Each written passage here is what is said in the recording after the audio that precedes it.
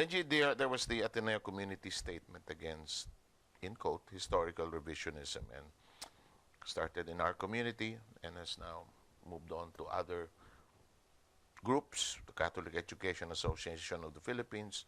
What was the context of the statement? Where did this originate, this stand against on martial law, the candidacy of Bongbong Marcos or otherwise?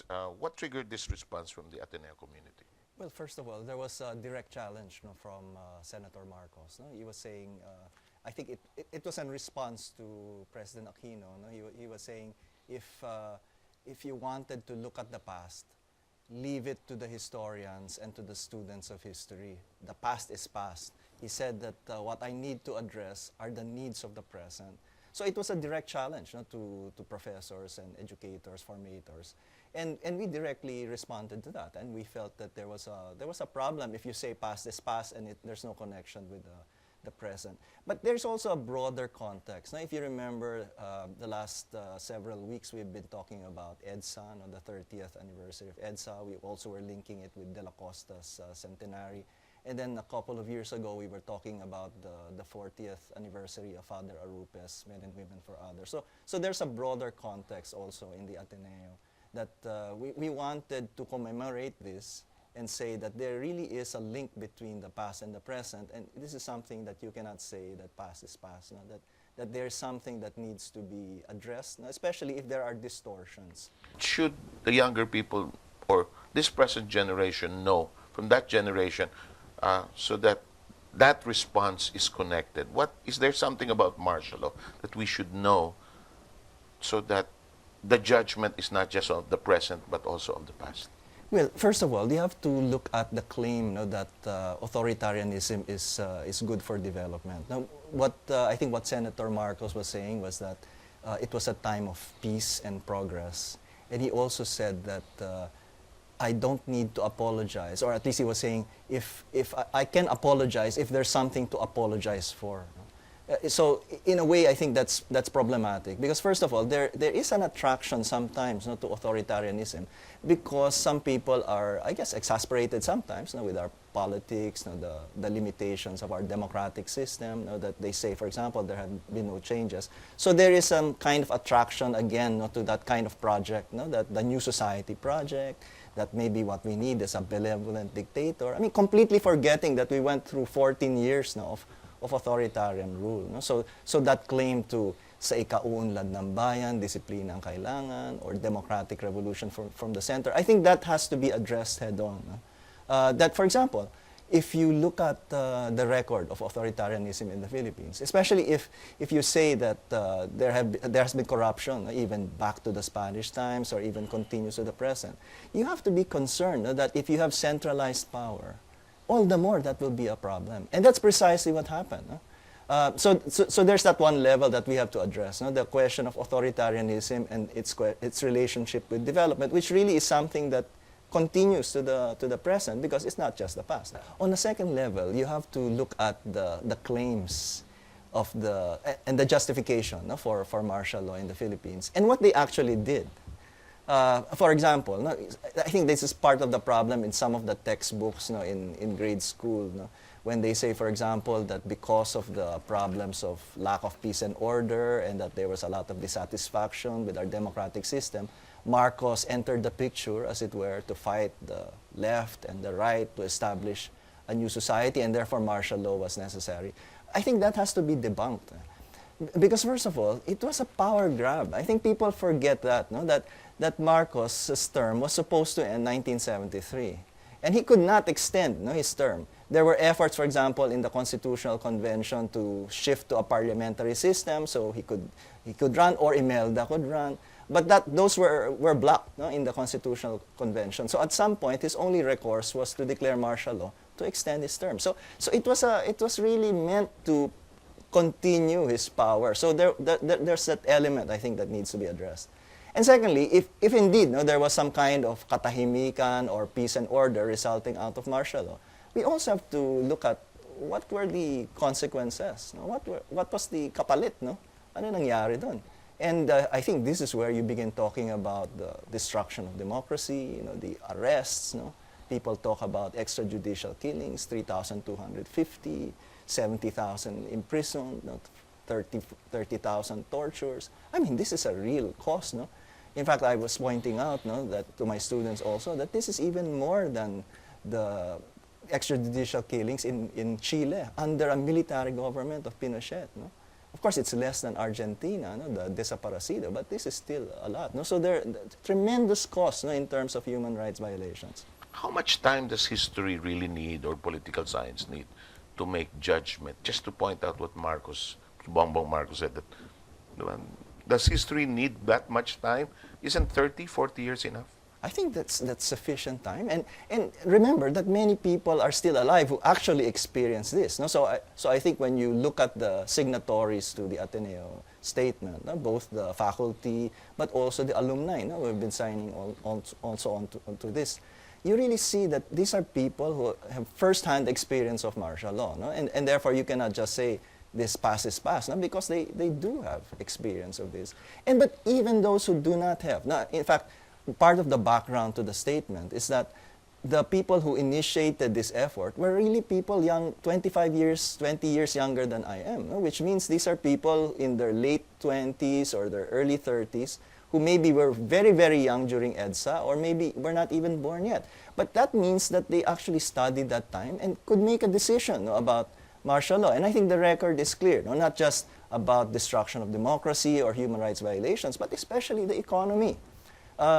Remember that sometimes there's a claim that this was a time of progress or sometimes even golden age. Maybe it did not come from Marcos himself, but certainly his followers have picked up on that idea of progress and then used that to say that this is a golden age. But look at the record. Look at the record.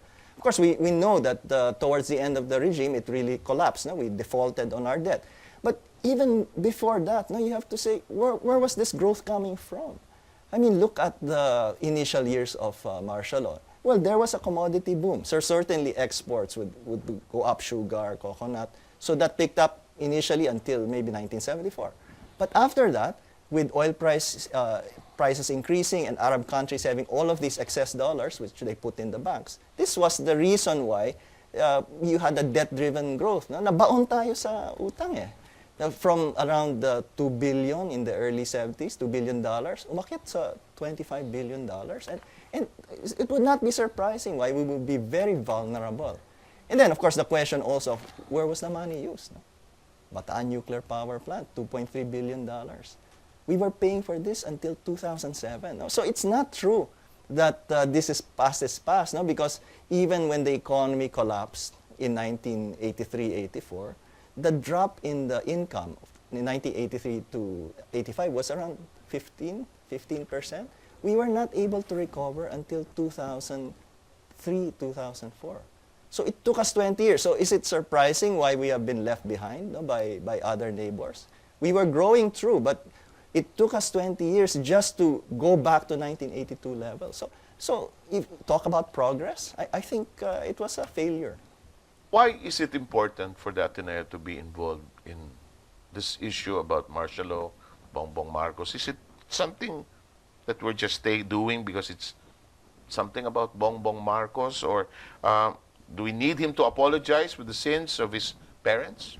No, this is not something personal. No? So this is not something that that he has to apologize for just because he is the son of Ferdinand and Imelda Marcos. So it is not that. No? The problem is his interpretation of that time. Because precisely, if you maintain that sort of view, no, that authoritarianism was after all good, and sometimes he even says that the EDSA revolution hindered what could have been a better type of growth for the Philippines, I think that's going to be dangerous. No? So first of all, he has a problem with regard to authoritarianism. And secondly, you also overlook the tremendous costs, no, which I think is very clearly in the record, no? Whether in terms of human rights violations or the economy, and then the cronyism. No? So some people say that Marcos initiated a revolution from the center. No? That's the claim of Marcos's book or his technocrats. But the problem there was that he did not really address the oligarchy problem. No? In general, he may have attacked some oligarchs, but he created new ones. And that's precisely the problem. When you have authoritarian rule and when you have a situation where there's always been that kind of elite relationship with business groups and the state. I mean, that can very well happen when you have centralization of power. We have someone who wrote on that period, no? Rick Manapat, wrote some are smarter than others. No? And he showed the interlocking directorates, no? That the Marcos family had the connection with the businesses at that time. So, I mean, the cronyism problem was real. And therefore, that was a tremendous cost on the economy. And so, therefore, it's not a problem with regard to Bongbong Marcos having to apologize for his parents. The problem is that he doesn't acknowledge that this was a problematic period. And if you don't recognize that, that will be repeated. No? He doesn't have to declare martial law. He's saying he cannot declare martial law as vice president, of course. But if you maintain that sort of view, and if your followers maintain that sort of view, that's going to be dangerous. So it's not just about the past. It's about the present and the future. Is this current initiative of Ateneo, of the signatures that were acquired and the steamrolling of opinion, is it because Bongbong is leading in some of the surveys and there's a big possibility that he could win as vice president? Is that the reason why all this talk has suddenly resurfaced? Well, honestly, maybe that was part of it. No, that what has happened is that there's a greater urgency, because of what's showing in the surveys. But I think it's not the only reason, because people have been trying to address this problem for some time, and it's not just Bongbong Marcos, no? Because you do hear from other candidates the point of view that authoritarianism might be good after all, no? If you just get the right dictator. But I think that's problematic. And the other thing, what is our historical experience with authoritarianism? Because you cannot just say we can be Singapore, we can be Korea. No? I mean, we do have particular paths to history, through history, and also particular experiences, no, with our institutions, no, with our elites, with our government. So you cannot make that claim, no, that just because you could have something different or a different leader, that you would have a different result. No, because we do have 14 years of experience under authoritarian rules. Are we asking him to apologize for the sins of his parents?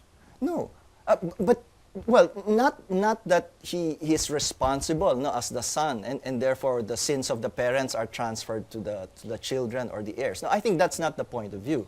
But certainly, the society still has to recognize the fact, no, that a lot of the ill-gotten wealth have not been recovered, that there is still a lot of these questions about human rights violations that have not been addressed. I mean, certainly, I think you as a society, as a leader, not as a son, but as a potential leader, you have to account for that. And therefore, I think it's part of his responsibility to the present to acknowledge that past. So it's not as if past is past, no? Parang sinabi niya, iwan na lang natin sa mga nag-aaral ng kasaysayan. Ang aking trabaho ngayon ay tugunan ang pangangailangan ng kasalukuyan. But you cannot separate the two. There's a link between the two. As I said, even the economy of the past has an effect on the present. The whole militarization experience, no, has transformed the nature of our politics. The destruction of democracy, I think we're still feeling today. So I think you cannot separate the past, no, from the present and the future, and we have to be very conscious of that.